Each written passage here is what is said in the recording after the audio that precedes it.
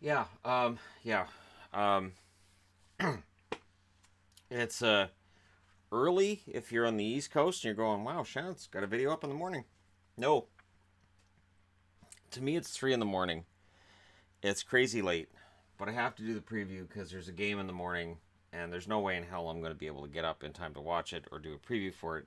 So in order for the preview video to have the proper amount of time to get the views and everything else, I know when I have to post it. I learned this last year. Last year with certain games that were on early in the morning, I thought, it's fine. And I would post a preview when a couple of the matinee games were halfway through the first. Absolutely killed the view count. So I learned. So tonight, because of the amazing concert that I saw, it's late. Is it worth it? Yeah. Yeah, it kind of is.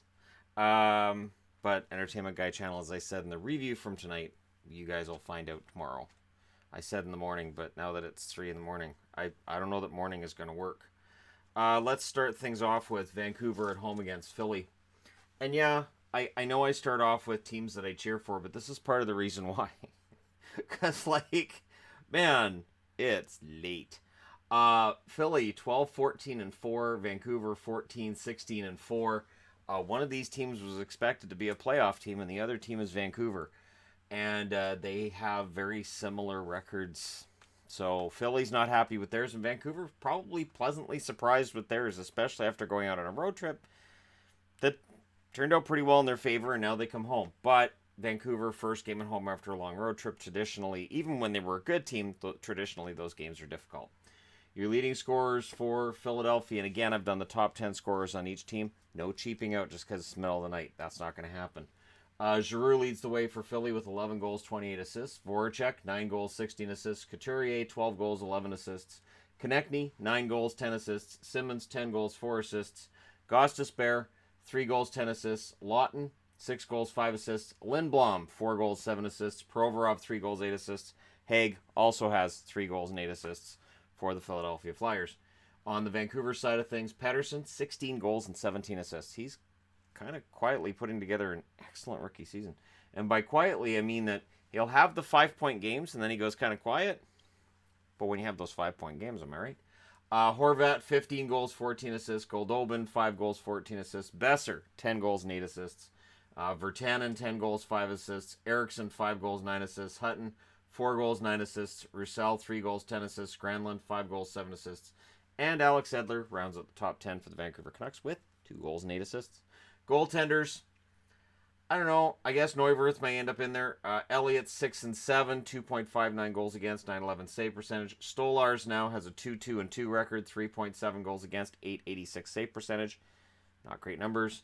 Neuwirth 0-2, 6.17 goals against, 719 save percentage. And I know Flyers fans always say, well, it's the defense. And I agree defense is part of it, but not having a premier goaltender is also part of it for the Philadelphia Flyers. It's sort of this combination that's really difficult to make the playoffs with.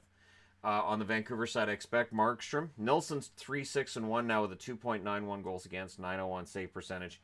Markstrom is 11-9-3, 3.14 goals against, 901 save percentage. Let me check something. Yeah, I just went through with it being the middle of the night to confirm goaltenders, and there's no confirmation between Vancouver and Philly. I'll just say Markstrom and sure, Neuwirth. Why not?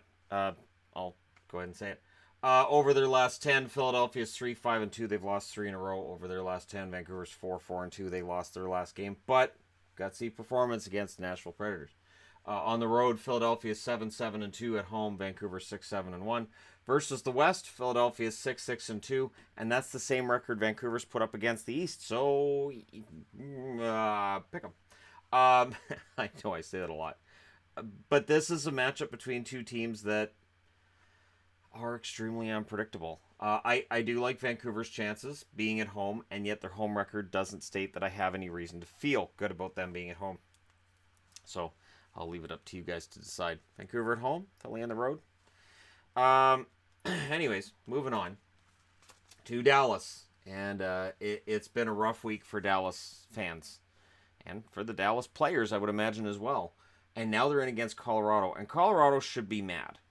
They should be mad because they lost in overtime against the St. Louis Blues tonight, which is unacceptable. Unacceptable result. So, Goody, an angry Colorado team to face a Dallas team that's struggling on the road. Fantastic. Dallas is now 16-13-3. Colorado's now 17-9-6 with that overtime loss. Sagan leads the way in scoring for Dallas with 8 goals, 19 assists. Jamie Benn, 12 goals, 13 assists. Radulov, 10 goals, 13 assists. Spezza, 5 goals, 13 assists. What is it with 13 assists on this team? Heiskanen now with 7 goals, 10 assists. Shore, 5 goals, 11 assists. Lindell, 5 goals, 9 assists. Klingberg, 5 goals, 8 assists. Dickinson, 5 goals, 6 assists. And Radek Faksa with 5 goals, 5 assists, rounds out the top 10. I'd be very excited about Heiskanen right now if it wasn't for the fact that Dallas keeps losing games. So his scoring is fun, but the end results of the games, not as much. On the Colorado side, Rantanen, 13 goals, 40 assists to lead the league. McKinnon, 20 goals, 28 assists. Landeskog, 19 goals, 19 assists. Soderberg, 10 goals, 12 assists. Barry, 4 goals, 18 assists. Kerfoot, 4 goals, 14 assists. Wilson, 8 goals, 4 assists. Gerard, 2 goals, 10 assists. JT Compher, 8 goals and 3 assists, move up to 11 points. Jost, 4 goals and 7 assists. Goaltending-wise, Colorado's been confirmed. Dallas is not. I would go with Hudobin in this one, but I don't know what they're going to do. Bishop's 10-7-1, 2.43 goals against, 921 save percentage. Hudobin 6-6-2, 2.73 goals against, 913 save percentage.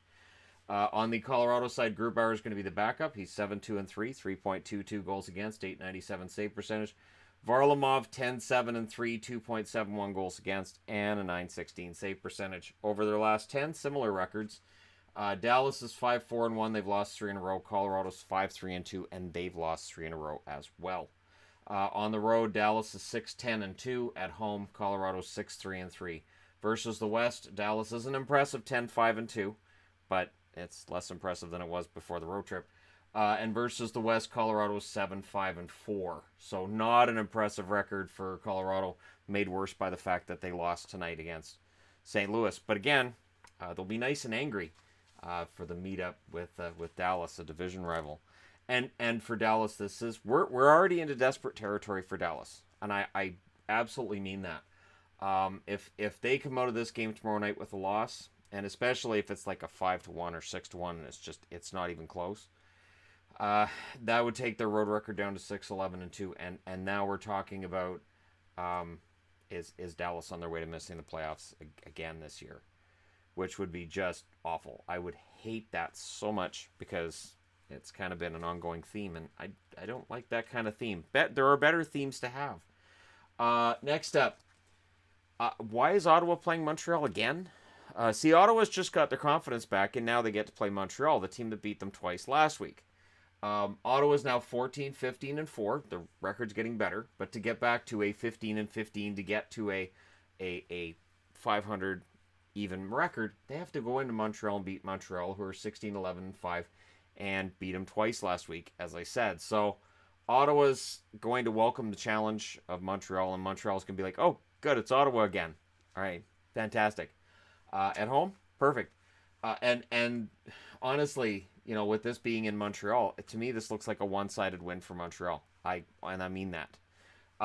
Scoring-wise, on the Ottawa side, Stone, 16 goals, 20 assists. That dude is going to get so much money this summer, and I don't know if it's going to be to stay in Ottawa or if somebody else is going to end up getting him, but Stone is going to get paid. Shabbat, 9 goals, 26 assists. Duchesne, 12 goals, 22 assists. Dzingel, 12 goals, 12 assists. He's going to get paid too. Tierney, 5 goals, 17 assists. White, 8 goals, 12 assists. Bobby Ryan, 6 goals, 12 assists. Bodker, 3 goals, 15 assists. Kachuk, 9 goals, 7 assists. He's still stuck at 16 points. Smith, 5 goals and 8 assists to round out the top 10.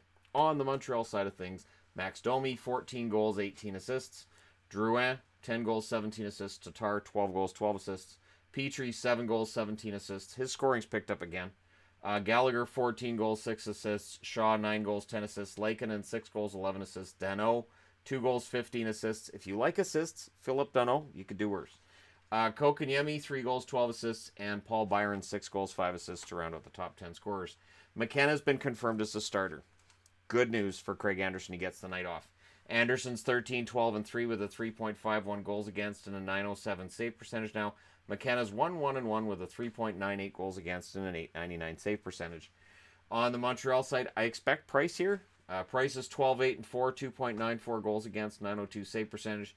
And Antti Niemi, 4-3-1, 4.14 goals against, 876 save percentage. And if in Niemi's next appearance he puts up mediocre numbers, he may be on his way onto the waiver wire. At some point, I don't know.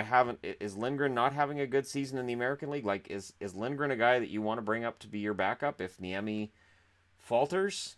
That's a question that I think Montreal's going to have to ask themselves at some point this year, because Niemi's numbers have not been great. Over their last 10, both teams are 5-4-1, and both teams won their last game. So they come in playing basically the same. But on the road, Ottawa's 4-10-1, and at home, Montreal is 9-6-2. So again, that favors Montreal. Versus the East, Ottawa's 11-9-2 versus the East. The Canadians are 10-6-5. So 10 wins and 11 losses here, 11 wins, 11 losses here if you count the overtime and shootout losses as losses. So not much to choose between the two when it comes to playing against their own conference. But I do like Montreal in this game because they beat Ottawa twice last week. Although, the law of averages states that Ottawa's due for a win against Montreal. If you believe in that kind of thing. I know not very many people would. Especially at this time of night. People are like, wait, I'm getting a notification for a Shannon video at this time of night? Downvote just because I can. Toronto. 21-10-1. And they would definitely downvote the goaltending of Andrei Vasilevsky because he made too many saves the other night. Now they get a chance to go to the other Florida city and do what everybody's been doing in Florida lately. Beat them. Florida's 11-13-6. And it gets darker and darker and darker to the point where the light at the end of the tunnel's been turned off to conserve energy for the rest of the season. Just kind of quietly sit in the darkness and ride this one out. Your scoring leaders for Toronto, Mitch Marner, 6 goals, 35 assists. Riley, 10 goals, 23 assists. Tavares, 19 goals, 14 assists for him. Matthews, 16 goals and 11 assists. Kapanen, 12 goals, 10 assists. Marleau, 8 goals, 10 assists. Gardner, 2 goals, 16 assists. Kadri, 8 goals, 9 assists. Hyman, 7 goals, 8 assists. And Janssen rounds it out with 7 goals, 6 assists. So this is kind of a big game for Toronto because Florida can kind of... They could play the spoiler, I guess, but they'd really have to get things together in their own end first. Scoring, they're okay. Huberdeau, 8 goals, 28 assists. Hoffman, 15 goals, 14 assists. Dadonov, 14 goals, 15 assists. Barkov, 11 goals, 17 assists. Yandel, 5 goals, 28 assists for him. Trocheck, 3 goals, 11 assists. Ekblad, 7 goals, 6 assists. Matheson, 2 goals, 11 assists. Frankie Vetrano, 8 goals, 3 assists, and McCann, 5 goals, 6 assists, rounds out the top 10 for Florida. Goaltenders, nothing confirmed yet. Anderson played the last game. I'd be tempted to throw Sparks in here because it's Florida. Anderson, 17-9 with a 2.5 goals against, 925 save percentage. Sparks is 4-1-1. 2.84 goals against, 913 save percentage. On the Florida side, I expect Luongo. He's 5-5-1, 3.04 goals against, 903 save percentage. And Reimer, 5-7-3, 3.47 goals against, 889 save percentage. It has been a really rough year for Florida goaltending. Luongo got off to that great start, and then he got hurt. And at the time that he got hurt, he was slowing down, comes back from the injury, and his numbers haven't been great since then either. So it's been a rough start for him. Over their last 10, Toronto's 6-3-1. They lost their last game. Florida's 3-4-3 and have lost 4 in a row. So that's not a great, hey, Ma, look what we're doing kind of record. That's more of a, just look over there. There's some trees and flowers, and just look at the flowers. It's a Walking Dead reference. Nobody's going to want to hear that on this. Yeah. So, while Florida looks at the flowers, okay, that's, no. On the road, Toronto's 12-5. At home, Florida's 6-5-4. Versus the East, Toronto is 10-7-1 versus the East. Florida's 9-7-5. So yeah, Florida's got to get it together. And for Toronto, they've got to make sure they don't have a letdown after that game against Tampa. They said all the right things after the loss against Tampa last night. Like, oh, it was great goaltender. We're not discouraged. It's not a problem. What else are you going to say? Oh, we're in full panic? Nazem's been crying in the shower since the end of the game. He won't come out and give you an interview. It's so weird. I need to do another video at some point this season on the milquetoast answers and what better answers players could give for really dumb questions I hear in interviews, because there's a lot of them. Next up, Calgary. 20, 10-2, and they're in against the Minnesota Wild, who are 17, 12-2. Both of these teams playing relatively well right now. This is going to be a good test for the Flames. The Flames are being talked about. There's a lot of articles right now about how they're elite. They're among the top of the NHL. They're elite. They're tops. They're elite. And while I'm not going to disagree, so for Flames fans, don't worry, I'm not saying that the Flames aren't playing really, really well right now. I do kind of feel like that journalists are kind of putting the cart before the horse. Yes, the Flames are having an excellent start to the season, but it's still early in the year, and a lot can happen. And Flames fans should remember from last year that a lot can happen from this point on, both for the good and for the bad. Johnny Gaudreau leads the team in scoring with 13 goals, 29 assists for 42 points. Monahan, 20 goals, 18 assists. Tkachuk, 13 goals, 24 assists. Elias Lindholm, 16 goals, 18 assists. Giordano, 4 goals, 28 assists. Backlund, 5 goals, 12 assists. Noah Hannafin, 3 goals, 11 assists. Bodie, 3 goals, 9 assists. Bennett, 5 goals, 5 assists. And Jankowski rounds out the top 10 with 4 goals and 6 assists. On the Minnesota side of things, Granlund, 11 goals, 21 assists. Parise, 15 goals, 14 assists. Suter, 4 goals, 22 assists. Stahl, 12 goals, 10 assists. Dumba, 12 goals, 10 assists. And Koivu, 4 goals, 17 assists. I was asked last week about whether or not I would do a video about, while Koivu's out, how that affects Minnesota's game and their ability to win games. I didn't, because to me it was too small a sample size. And secondly, I really think that Parise's the one that stirs the drink in Minnesota. I'm not trying to downplay what Mikko Koivu does, but it seems like whenever Minnesota wins, Zach has a really good game, and that Minnesota's solid record to start the season in part was because of Zach Parise being healthy. So that's just my opinion. That's why I didn't do a video. I wait until it's a long losing streak, long winning streak before I make any video on it and have any discussion about it. Zucker, 9 goals, 10 assists. Spurgeon, 4 goals, 15 assists. Niederreiter, 7 goals, 11 assists. And Charlie Coyle, 5 goals, 10 assists. He's still a Minnesota Wild team member. Goaltenders, Riddick's been confirmed because Smith's out. Gilly got called up. I didn't mention it in the news this morning. I guess yesterday morning now. I didn't mention it in the news because it's considered day-to-day. It's considered something minor. So there's no guarantee Gillies is even going to get in the game. And based on the stats that Smith put up in his last game, I think Riddick's going to start for a while anyways. Smith's 11-7-1, 2.99 goals against, 888 save percentage. So that save percentage went down again. Riddick's 9-3-1 with a 2.31 goals against, 921 save percentage. No matter how popular Smith is in the locker room and with the team, Riddick's numbers are just flat out better. Goaltenders on the Minnesota side, I kind of expect Dubnyk here because this is a big game. Stalock's 5-3 with a 2.65 goals against, 904 save percentage. Dubnyk, 12-9-2, also has a 2.65 goals against, but has a 912 save percentage. Over their last 10, Calgary's 7-2-1 with the win in their last game. Minnesota's 5-5-2, and they won their last 2. On the road, Calgary's 9-7. At home, Minnesota's an impressive 10-4-2. Versus the West, Calgary's 14-7-1 versus the West. Minnesota's 13-18-1. Let me just go ahead and there. I'll just go ahead and straighten that out because people might complain. You just never know. It just looks pretty. Like a friendly giant. Yeah. Anyways, it's late. It really is. Kind of knew that was going to happen.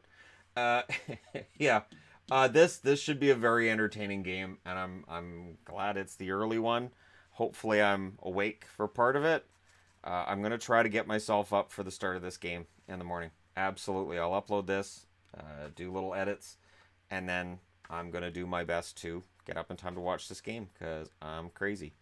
But that being said, and nobody debating about whether or not I'm crazy, I'm going to go ahead and pause this and change boards. Detroit's coming in off of a rough loss against Ottawa. That's a game they desperately needed. If they had won that game, they'd be 15-14-4, and they'd be going in against the New York Islanders team with a record not that much better than theirs, which is still kind of the case, but not really. Detroit's 14-15-4. The Islanders are 14-12-4. Because Detroit's in the Atlantic and the Islanders are in the Metro, at this stage, getting into the top 8 in the conference is easier for the Islanders than for Detroit. And the Islanders are well aware that right now they've lost that playoff spot to Pittsburgh, and they're going to have to fight to get it back. On the Detroit side, their leading scorer is Dylan Larkin with 14 goals, 17 assists. Nyquist is next with 8 goals, 21 assists. Nielsen, 5 goals, 15 assists. Been playing very well lately, lots of points. Athanasiou, 11 goals, 8 assists. He's been stuck on 11 goals for a while. Bertuzzi, 9 goals, 8 assists. Green, 3 goals, 13 assists. Mantha, 9 goals, 5 assists. Cholowski, 5 goals, 8 assists. Glendening gets into the top 10 with 5 goals, 6 assists. And Abdelkader, with the same total, gets into the top 10. So, Detroit is going to need to fly without Green for 3 to 5 weeks, and we'll see. And maybe that played a role in why they lost to Ottawa tonight. I don't know, but it's been a rough rumble tumble kind of season for Detroit. If not for that nice, solid, I think it was 8 wins and 10 that they had there, this season's already over for them.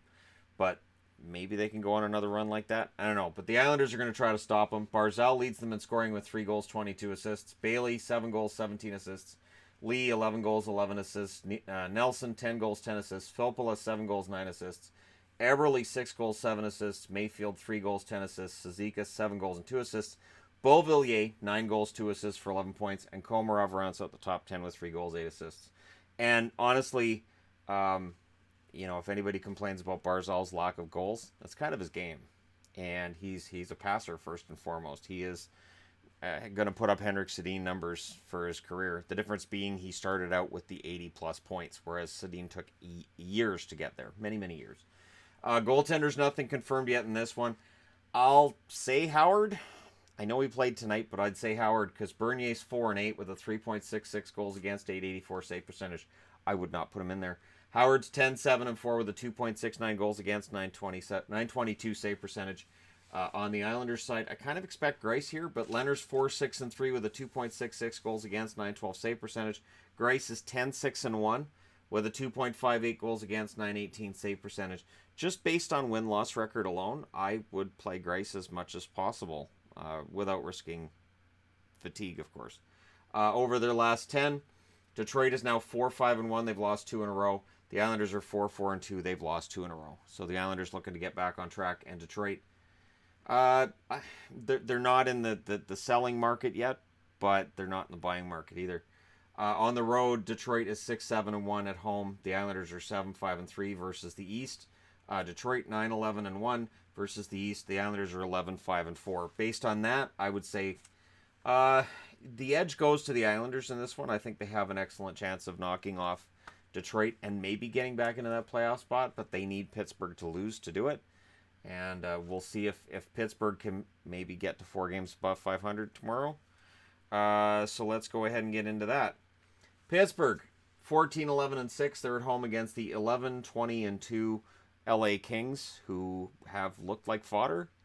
And I don't think that losing a couple of your defensemen will help with that when your team's already struggling. And for LA, when they're healthy, they still struggle. So it's kind of one of those things that you would wish mattered probably more than it does. Leading scorer for LA, Kopitar, 8 goals, 12 assists. Brown, 9 goals, 8 assists. Doughty, 2 goals, 15 assists. Carter, 6 goals, 9 assists. Kovalchuk, 5 goals, 9 assists. Iafallo, 5 goals, 9 assists. Toffoli, 5 goals, 8 assists. Martinez, 3 goals, 8 assists. Muzzin, 2 goals, 9 assists. And Adrian Kempe rounds it out with 5 goals and 5 assists for the Kings. On the Pittsburgh side, Crosby's at the top now. 15 goals, 19 assists. Kessel, 13 goals, 21 assists. Malkin, 10 goals, 24 assists. He had an assist tonight, but he's still been quiet for a while. Gensel, 13 goals, 14 assists. Letang, 7 goals, 18 assists. Hornquist, 12 goals, 7 assists. Simone, 4 goals, 9 assists. Alexiak, 4 goals, 7 assists.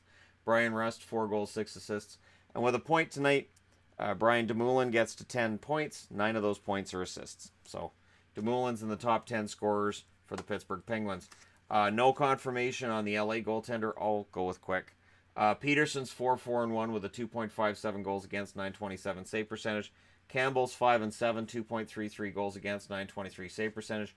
Once he's declared healthy, I expect Peterson's going to be returned to the American League because they do play Quick a lot. Quick's 2-8-1, 3.3 goals against, 892 save percentage. DeSmith will be the backup tomorrow. He's now 10-5-4 with a 2.46 goals against, 923 save percentage. And pretty solid numbers for DeSmith overall. Murray is 4-5-1, 4.08 goals against, 877 save percentage. Perfect spot to put in Murray because he's against a team that has really big time difficulty in scoring goals. So this, if Murray's going to get his confidence back, this is a really nice way to start him off. Over their last 10, the LA Kings are 3-6-1. They've lost 3 in a row. Pittsburgh 6-3-1. They won their last game. On the road, LA is 4-10-1 now. It's not good. And at home, the Pittsburgh Penguins are 8-6-2 versus the East. A poor record for the Kings at 5-9-1 versus the West. Pittsburgh really steals lunch money from the Western teams, 8-2-1 overall. Pretty fantastic run for Pittsburgh against the West. Against the East, they struggle. Their bad numbers are against the East. The West, they don't seem to have a big problem with. And we'll see if that continues tomorrow night. Next up, Buffalo. The Sabres 19-9-4 and against the Capitals, who are 19-9-3. Very similar records, very different way they got there. Buffalo had that, of course, 10-game winning streak. For the Capitals, it's just been a really steady climb. And there's been some luck along the way, sure. There's been a lot of goals from Ovechkin. He is kind of scoring a lot of goals. We're 31 games into the season, and Ovechkin has 28 goals. That's on pace for, 28 out of 31 times 2. I'm tired, so 85 goals is coming. Yeah, 85 goals, about that, maybe 90. Maybe he'll track down Gretzky's 92. Wouldn't that be a kick? I'm kidding, of course. He's on pace for about 65, I think. It's a lot. 65 or 70 right now. It's insane. And tomorrow night he gets a Buffalo team that's had its struggles. They've won their last couple, but they've had their struggles over the last few weeks. So this is a great test for both teams. Eichel leads the way for Buffalo, 10 goals, 29 assists. He's the guy that's on a pace for about 100 points. Nobody's really talking much about. Skinner, 22 goals and 10 assists. Reinhart, 8 goals, 19 assists. Ristolainen, 3 goals, 17 assists. Pominville, 9 goals, 9 assists. Okposo, 5 goals, 10 assists. Dahlin, 2 goals, 12 assists. Sherry, 6 goals, 7 assists. Middlestad's on the board at 5 goals, 5 assists. And look at that, Evan Rodriguez, 2 goals and 8 assists, 10 points, and 10th in the scoring for the Buffalo Sabres. On the Washington side of things, Ovechkin, 28 goals and 14 assists. He must have seen the record that Laine's putting up and gone, oh, I can score like that. I can stop getting assists and just get goals. I can do that. Laine's got nothing on me. Backstrom, 10 goals, 29 assists. Carlson, 5 goals, 30 assists. Kuznetsov, 7 goals, 23 assists. Connolly, 6 goals, 13 assists for him. Jacob Vrana, 9 goals, 9 assists. Oshie, 10 goals, 5 assists. Wilson, who's back, 9 goals, 6 assists. Niskanen, 4 goals, 10 assists. And Eller also with 4 goals and 10 assists for Washington. Been a long goal-scoring drought for Lars Eller. Goaltenders, I expect Hutton. I expect Allmark to be the backup. He's 6-1-3 with a 3.03 goals against, 911 save percentage. Hutton's 13-8-1 with a 2.53 goals against, 919 save percentage. Holtby started tonight, so do you go with Copley tomorrow, especially considering Holtby allowed 5 goals and 27 shots? Copley's 6-2-1 with a 2.95 goals against, 902 save percentage. Holtby's 13-7-2 with a 2.9 goals against and 910 save percentage. Over their last 10, Buffalo's 5-3-2 with a win in their last 2 games. And with 2 wins, they've won both of their last 2 games. Make sure I don't misspeak. The Capitals 8-2, and they've won 4 in a row. So 8-2 in their last 10, they've won 4 in a row for Washington. Pretty solid run going on for the Capitals right now. Good for them. On the road, Buffalo's 8-6-2, and at home, the Capitals are 9-4-2. Versus the East, Buffalo's 9-5-3. Versus the East, the Capitals are 11-4-2. I'm tempted to call this game of the night material for tomorrow. But Minnesota-Calgary could be fantastic too. And if Florida even flirts with upsetting Toronto, and it's a really intense game late, that could steal the night. But this for me is probably the game of the night. Very likely. And I would lean towards Washington just because I think they've been playing better than Buffalo has been over the last few weeks. And it's a big home game, and Ovechkin's just been so red hot lately. It's kind of hard not to pick the team that he's playing for, and then you've got Wilson back in the lineup, and the record with Wilson in the lineup is kind of stupid too. So especially when he scores a point, then it's just crazy. Next up, Anaheim, 17-11-5. They're in against the 17-12-2 Columbus Blue Jackets. The Blue Jackets that they maintain their position in the division largely because of the division they're in. And the Ducks are proving that the Pacific is not a pushover. Now, this will go a long way towards showing that again. But the Pacific's had such a rotten reputation from early in the season and just from over the last few years, really. Because the Central is seen as so strong, the Pacific really has to be dominant for months before people are going to go, okay, this is for real. I do intend to do a video at some point soon on which divisions look the strongest right now. I can only say look because there's no way really to measure it until the playoffs. Because until you have a best 4 out of 7 series, it's really hard to measure which team's actually better than which one. And then people will argue, well, yeah, that was an upset, but that's just, it was luck of the draw, and there's more luck in hockey than any other sport. You never get people to argue and agree on who's actually the best team. We'll find that out again tomorrow night, right? All right. Leading scorer for the Ducks is Getzlaf with 8 goals, 18 assists. Raquel, 5 goals, 15 assists. Montour is tearing up the charts at 5 goals, 14 assists. Aberg, 10 goals, 7 assists. Henrique, 6 goals, 11 assists. Silverberg, 9 goals, 6 assists. Lindholm, 4 goals, 11 assists. Kase, I love Kase, 8 goals, 6 assists. Ritchie, 4 goals, 7 assists. And Fowler, with 3 goals, 7 assists, is still in the top 10, even though he hasn't played for quite a while. On the Columbus side, Atkinson, 19 goals, 15 assists, leads the way there. Panarin, 9 goals, 25 assists. Dubois, 13 goals, 14 assists. Jones, 6 goals, 12 assists. Foligno, 7 goals, 10 assists. Anderson, 13 goals, 3 assists. Werenski with 5 goals, 11 assists. Wenberg, 1 goal, 15 assists. He's 1 point ahead of Murray, who has a goal and 14 assists. And Boone Jenner, 6 goals, 8 assists, rounds out your top 10 for the Columbus Blue Jackets. No confirmation on goaltenders. I'll go with Gibson for Anaheim because I don't think they want to play Johnston unless they have to. Gibson's 13, 9, and 4 with a 2.6 goals against, 9.24 save percentage. Miller's still on the board even though he's hurt. 4, 2, and 1, 2.71 goals against, 9.22 save percentage for him. On the Columbus side, I would go with Bobrovsky. It's a Saturday night. It's at home. Korpisalo's 5-2 and 2 with a 3.54 goals against, 8.85 save percentage. Bobrovsky 12 and 10 with a 3.04 goals against, 9.01 save percentage. Over their last 10, Anaheim's 8 and 2 and they've won 2 in a row. Columbus is 5 and 5 and they won their last game. On the road, Anaheim is 7 and 7 at home. Columbus is 8-7 and 1 versus the East. Anaheim's an impressive 8-3 and 2. And versus the West, the Columbus Blue Jackets are 7-5 and 1. Now, that being said, all of the numbers tell me that, you know what, I would probably favor Anaheim in this. But Columbus's record at home has dropped about as far as Tortorella's going to allow it. And I'd be very surprised if they don't come out with some fight in their game tomorrow. Now, maybe they'll all get along and be buddies the way that drives Tortorella completely insane with today's hockey players. How dare they get along with each other. But make the hate work, boys. But, if they're going to show some fight, now might be a good time because Pittsburgh's getting better. I know it doesn't show yet, not really, because there's so many overtime losses and the record still looks mediocre, but Pittsburgh's definitely getting better. Do not let them back into this. Don't let them get a shot at second in the division, because if they have home ice in the first round and they're playing Columbus, I don't know how long that series goes. Finally, last but not least, the New Jersey Devils, coming off of a surprise comeback win against Vegas. Now they get to go to Nashville tomorrow. That's a rough turnaround to go to Nashville a day later. Western Conference team, but geographically Nashville's not that far from New Jersey compared to, say, I don't know, Vancouver or Calgary. But either way, it's a time zone change. Could be rough for them. And they're 11, 13, and 6 after that win tonight. The Nashville Predators are now 21, 10, and 1. So excellent record for Nashville. The same record as the Toronto Maple Leafs have.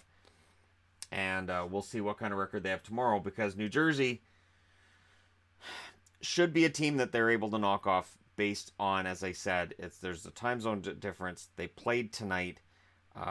They played at home. Now they're going to be on the road. And New Jersey really is one of the lesser lights in the East, which made the comeback even more of a surprise. Taylor Hall leads the way for New Jersey with 8 goals, 23 assists. Palmieri, 17 goals, 11 assists. Heischer, 7 goals, 13 assists. Zajac, 10 goals, 9 assists. Severson, 4 goals, 14 assists. Coleman, 9 goals, 8 assists. Johansson, 6 goals, 8 assists. Jesper Bratt, 2 goals, 10 assists. Vatanen, 1 goal, 11 assists. Brian Boyle rounds out the top 10 with 8 goals and 2 assists for 10 points. On the Nashville side, Johansson, 5 goals, 21 assists. Yossi, 5 goals, 18 assists.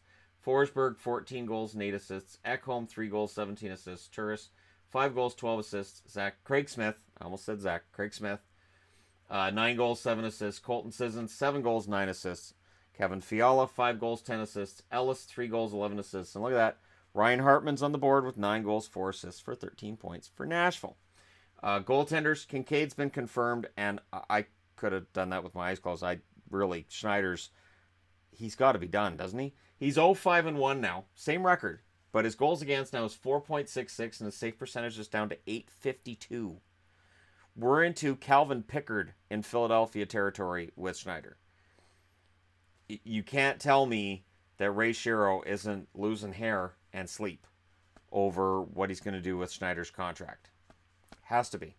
You have to have a competent backup goalie in the NHL now. You have to have a battery that works. You look at Washington here, it's worked. You look at, even with the Islanders, Leonard's record hasn't been great, but it's worked well enough that they're in the running. And for the New Jersey Devils, if they had a backup who had a couple extra wins and a couple less losses, it's not that much. They're right in the running. They have an equal record to the Islanders. It's that razor thin in the Metro. Kincaid's 11-8-5, 2.97 goals against, 904 save percentage. His numbers haven't been great either, but still, compared to Schneider, it reminds me of last year in Carolina when you had Cam Ward, who wasn't playing fantastic, but he was better than Darling. And that kind of feels like the way it is with New Jersey this year. And maybe if you had a backup who could play, like UC Saros in Nashville, for instance, maybe you'd have a better record. That being said, I expect Rinne tomorrow. We'll see. This does look like a place where Saros could start, but Saros is 7-5 with a 3.36 goals against and 885 save percentage. Compared to Rinne, his numbers aren't that good right now, so I would think if Rinne feels like he can go, I think he'll get the shot at this. 14-5-1 for Rinne, 1.96 goals against, 929 save percentage. So his goals against and save percentage both dropped a bit from the game against Vancouver, and by dropped with goals against, I mean he got closer to 2. He's well below 2. Now he's almost at 2. So they're almost human numbers. Anyways, he's at a day's rest. He's good to go, I would think. Over their last 10, New Jersey's 2-4-4. They won their last game, of course. Nashville's 5-5, but they've won 2 in a row. On the road, New Jersey's 3-11-2. Not good. At home, the Nashville Predators are 13-5. Versus the West, New Jersey's 5-3-3, and versus the East, Nashville's perfect. They're 9-0. Nashville loves playing the East, and I don't see any reason why New Jersey would necessarily change that. So we'll see what happens tomorrow. You guys can let me know what you think, who you think's going to win. And yeah, I know I'm saying tomorrow because I haven't gone to bed yet. It's 3:45 in the morning here for me, and I'm kind of spaced out, but I got through it. And I apologize for the misspeaking that happened during this, because I'm sure there's stuff I didn't even pick up that I said wrong. But there you go. Let me know your thoughts, as always, in the comment section below. Don't forget to hit like and subscribe. If you're browsing your way through, you just happened upon this video. And I'm done for tonight, but I got video stuff to do tomorrow as well. So no rest for the weary or the wicked, depending on which one I am. I'll talk to you again soon.